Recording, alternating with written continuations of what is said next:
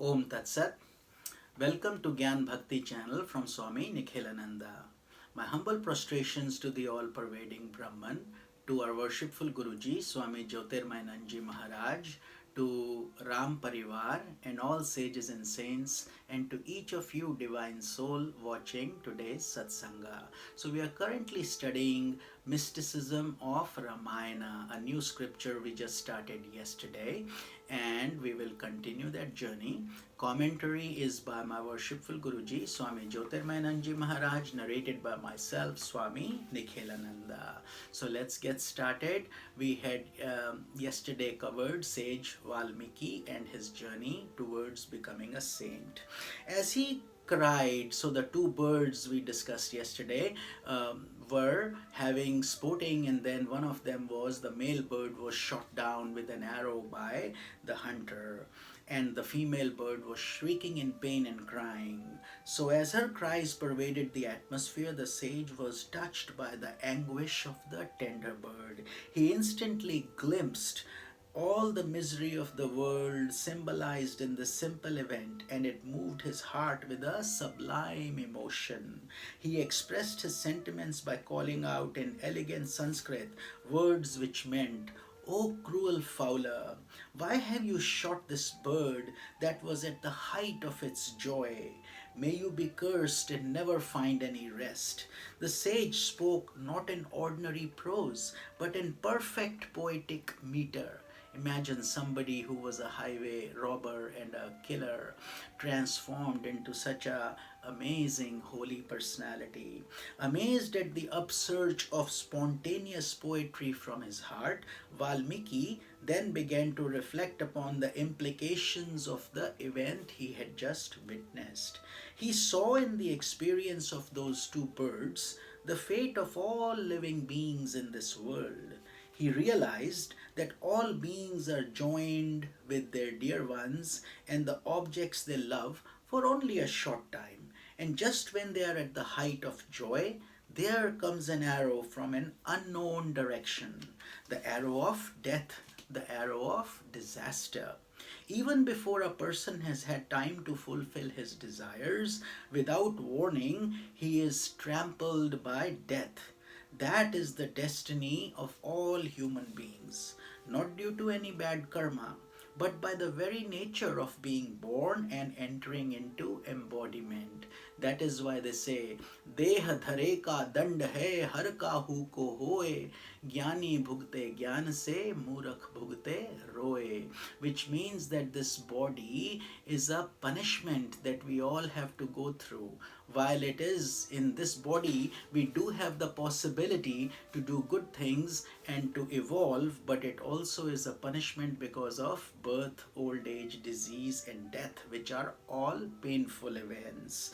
Therefore, the sages and saints understand this, and they put in their effort and get self-realized, and they get into the deeper mysteries of life and death, whereas an average person just cries and he does not want to go when death approaches. But yet, as destiny would hold, it has to play its part, and the body is separated from the soul. So therefore, while we are healthy, while we are able, while we are competent and we have the energy, we should put in our effort towards spiritualizing our daily life. That is the essence of the scriptures like Ramayana, Mahabharata, and so on, Bhagavad Gita. So that is the destiny of all human beings, not due to any bad karma. So we are all destined to go through that. So this is not a pathetic event if we learn the deeper insights and mysteries.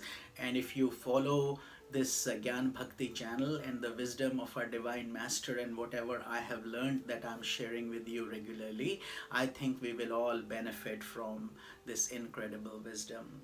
Because of his elegantly phrased outcry to the hunter, Valmiki became known in the Indian tradition as Adi Kavi, the first man to compose poetic verses. So he was honored with that title.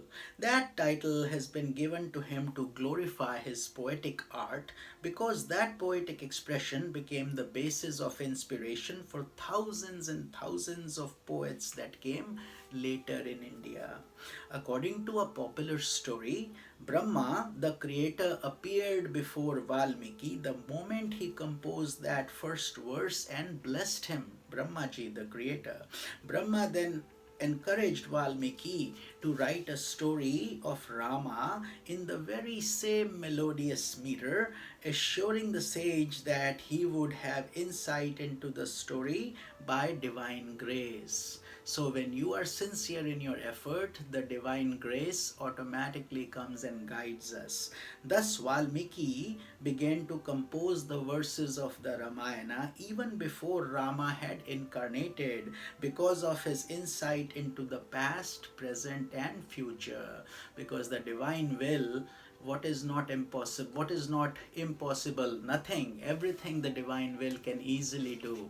So another verse in the Ramayana, and the one that we are studying more closely in this book, was written by Saint Tulsidas in the 16th century, much later than sage Valmiki. But and that was written in Avadhi language for simplifying the people so it could reach common folk. Valmiki ji has written the Ramayana in very deep Sanskrit language, which only the Brahmins and the highly intellectual class could understand. But Tulsidas ji's Ramayana permeated in every corner of Sanatana Dharma everywhere, and it was able to get to the common folks. So it is the scripture is a liquid stream of devotion written in the Avadhi, almost Hindi language. It is well known as the Ramayana, though it is also known by Ramcharitmanas, which means a Himalayan lake of Lord Rama's exploits. Ramcharitmanas is Mansarovar, the lake in Tibet, where Lord Shiva resides in Kailash Parvat. That is the Manas, and Ramcharit means Rama's character, his actions, his life, so we can learn from that. A lot of people call it Ramcharitramanas. That's not proper. The right way to say it is Ramcharitmanas, because it is about the character of Lord Rama and his glories. As with sage Valmiki, there are many colorful stories associated with the life of Tulsidas.